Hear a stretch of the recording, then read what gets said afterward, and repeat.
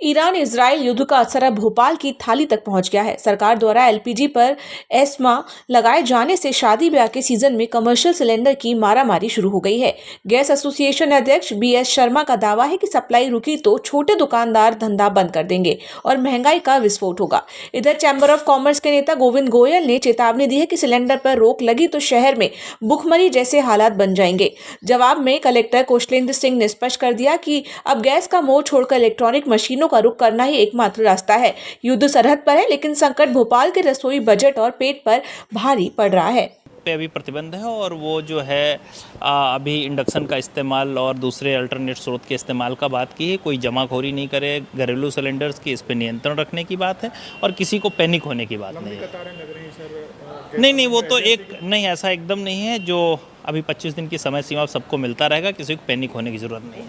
नहीं, commercial cylinder 5 मार्च को Kushagra Mittal, director petroleum, government of India, ministry of petroleum natural gas ने एसेंशियल कमोडिटी एक्ट की धारा 3 का उपयोग करते हुए जो भारत सरकार को एस्मा, जिसको हम बोलचाल की भाषा में एस्मा लगाते हुए, और उन्होंने ये ऑर्डर जारी किया है कि अब कोई भी देश में उत्पादन जो होगा वो नॉन डोमेस्टिक नहीं होगा। बेसिकली हम जो कमर्शियल कहते हैं वो कानून में वो नॉन डोमेस्टिक है, तो नॉन डोमेस्टिक या कमर्शियल जो भी कहिए उसका उत्पादन ही बंद कर दिया गया है टोटली।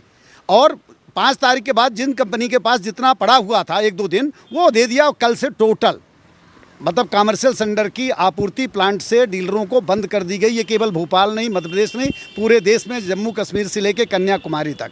अब केवल कमर्शियल सिलेंडर हॉस्पिटल और स्कूल को उनकी मांग करने पर कंपनी को मांग पत्र जाएगा और वो जस्टिफाई होने पर उनके लिए स्पेशली 2, 5, 10 जो भी वो कंपनी सैंक्शन करेगी कि किसी अस्पताल को ज़रूरत है, उसी के नाम से सिलेंडर आएगा और केवल उसको दे दिया जाएगा। बाकी किसी होटल को या किसी सांची को या किसी इंडस्ट्री को, बहुत सारी इंडस्ट्री चल रही है आज की तारीख में एलपीजी पर, तो वो सब टोटल सप्लाई ही बंद कर दी गई है देश में कमर्शियल सिलेंडर के।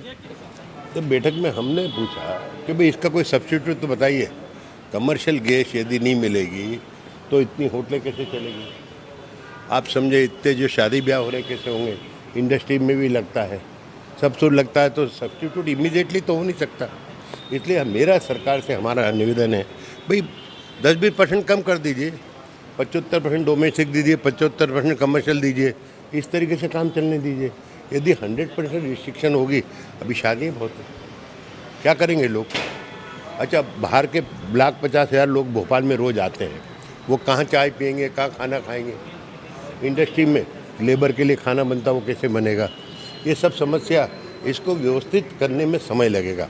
कोई भी एक अधिकारी महोदय बोले कि कोरोना में क्या हुआ, कोरोना की बात अलग थी, सब घर से बाहर निकलना बंद कर देते, लेकिन अभी सब काम चल रहा है, तो ये एकदम से पूरा रोकना ये उचित नहीं। इसके लिए सरकार को कोई न कोई विकल्प सोचना पड़ेगा।